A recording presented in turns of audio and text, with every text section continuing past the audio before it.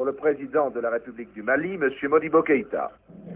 Si nous voulons réellement réaliser l'unité africaine, basée essentiellement d'abord sur la confiance les uns vis-à-vis des autres, il est essentiel que cette situation puisse trouver une solution.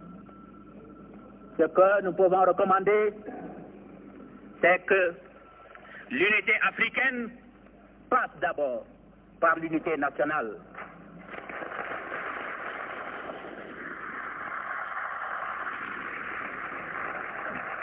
Il serait souhaitable que les États africains, dont certains ressortissants ont été obligés de se réfugier à l'extérieur, leur tendent la main et leur facilitent le retour au foyer et dans la patrie commune.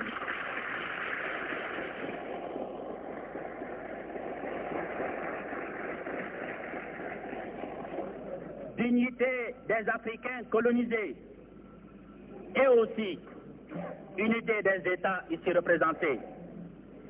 La tâche n'est pas facile. Les expériences des uns et des autres concourent à reconnaître la création d'une harmonisation là où l'on peut et aussi poussée que possible. À cet égard, notre délégation salue avec joie les résultats des travaux de la conférence préliminaire des ministres des Affaires étrangères, des recommandations qui ont exposé en termes clairs les divers aspects de la coopération interafricaine et que, pour ma part, je m'interdis de reprendre à cette illustre tribune.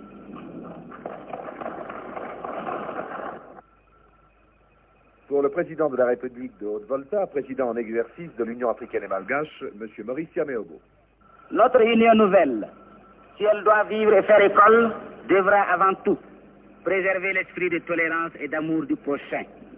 Notre union devra signifier pour chaque femme, pour chaque homme des pays qu'elle englobe, un constant dépassement de soi-même dans la perspective du mieux-être commun, dans le désir absolu de la réussite commune, dans le mépris total de l'esprit de domination, sous quelque forme que ce soit.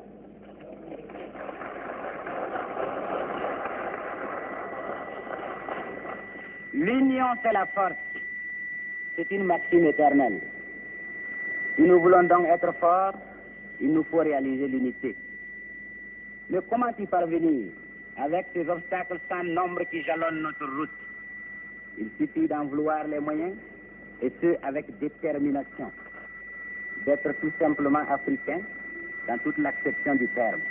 En cette mer d'apocalypse où nous vivons, tellement la surprise de constater la profonde identité des buts que nous poursuivons et des méthodes que nous concevons comme les meilleures.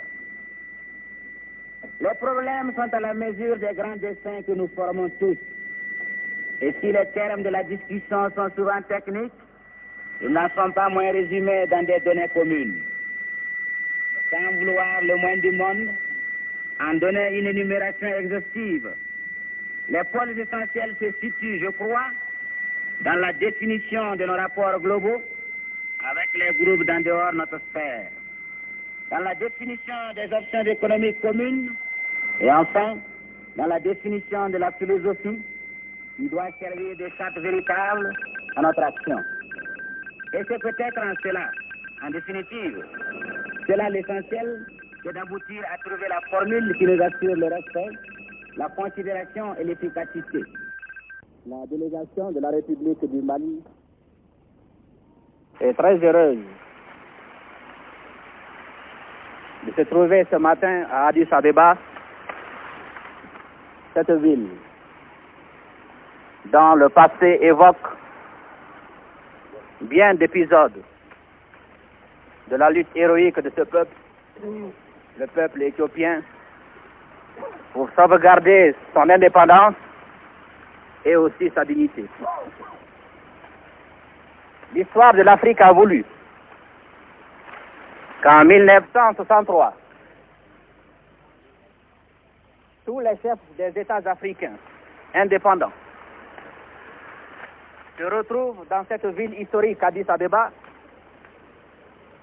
qui a été le flambeau de la résistance de tout un peuple contre la domination étrangère, pour jeter les bases d'une coopération interafricaine ouvrant des perspectives heureuses pour cette unité africaine à laquelle nous tenons tous et sans laquelle l'indépendance de nos États serait un vain mot. La République du Mali, fortement attachée à la réalisation de cette unité, vient avec l'espoir que les chefs d'État, ayant abandonné leurs augustes occupations, ayant quelquefois parcouru des distances considérables, sauront mesurer leurs responsabilités au niveau de l'immense espoir créé chez les peuples africains par cette rencontre à Addis Abeba. Et je pense que cela sera de nature à nous amener tous à comprendre que l'unité ou la simple coopération ne sont possibles que dans la mesure où, faisant preuve de grande compréhension et de largesse d'esprit, nous saurons accepter des compromis, et cela dans l'intérêt de notre Afrique. Cette Afrique qui a été longtemps morcelée, longtemps humiliée, et qui aspire, comme tous les autres continents, à constituer son unité pour pouvoir jouer son rôle dans le concert des continents, dans ce monde tourmenté où, hélas, les principes, quelle que soit leur noblesse et leur beauté, sont souvent bafoués pour des considérations subalternes. Il s'agira donc pour nous, États africains, qui sommes encore assez près de la nature, de faire en sorte que nos débats soient davantage dominés par les grands principes qui devaient régir le monde et sans lesquels il ne sera pas possible d'accéder à une paix réelle. Nous remercions très sincèrement Son Excellence l'Empereur d'Éthiopie de nous avoir tous offert l'hospitalité, et nous avons la conviction que l'ombre auguste de ces aïeux lointains et dans la sagesse des chefs d'État africains fera que notre conférence réussira et qu'il en sortira des décisions qui renforceront la coopération là où déjà elle existe entre les États africains, ou alors la créera là où pour le moment elle n'a pas pu naître. La délégation du Mali arrive donc, décidée à tout mettre en œuvre pour que cette conférence puisse réussir, et elle est portée à croire que cette volonté n'est pas particulière à elle seule et qu'elle anime toutes les délégations qui se sont donné rendez-vous à Addis Abeba.